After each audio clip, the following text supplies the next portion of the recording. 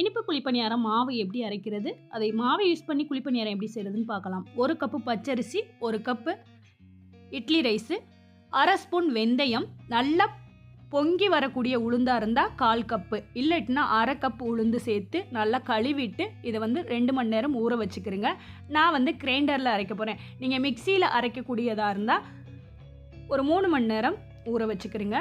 கிரைண்டரில் சேர்த்துட்டு கொஞ்சம் கொஞ்சமாக தண்ணி சேர்த்து ரொம்பவும் தண்ணி ஆயிராமல் இந்த மாதிரி ரவை பதத்தில் நல்லா திக்காக மாவை அரைச்சிக்கிறேங்க. கொஞ்சமாக உப்பு சேர்த்து மிக்ஸ் பண்ணிவிட்டு ஒரு 8 மணி நேரம் இதை புளிக்க விட்டுருங்க. அடுத்த நாள் பார்க்கலாம். இந்த இனிப்பு குழிப்பணியாரத்துக்கு 300 கிராம் வெல்லம் சேர்த்துருக்கேன். ஒரு 3/4 டம்ளர் தண்ணி, 100 ml தண்ணி சேர்த்து நல்லா கொதி வரவும் ஸ்டவ்வை ஆஃப் பண்ணிடுங்க. அடுத்து மாவு நல்லா புளிச்சு வந்திருக்கு. இது கூட சுக்கு பவுட்ரு, ஏலக்காய் பவுட்ரு, வறுத்த கருப்பு எள்ளு சேர்த்துக்கிறேன். இது கூட தேங்காய் துருவல் வேணும்னாலும் சேர்த்துக்கலாம். அடுத்து கரைச்ச வெள்ளை தண்ணியை சேர்த்துட்டு மிக்ஸ் பண்ணிக்கிறேங்க. மாவு ஏன் திக்காக இருக்கணும்னா நம்ம இந்த மாதிரி பாகு சேர்க்கும்போது இலகி கொடுக்கும், அதனால திக்காக அரைச்சிக்கிறேங்க. இப்போ நான் டம்ளரில் மாவு எடுத்துக்கிறேன்.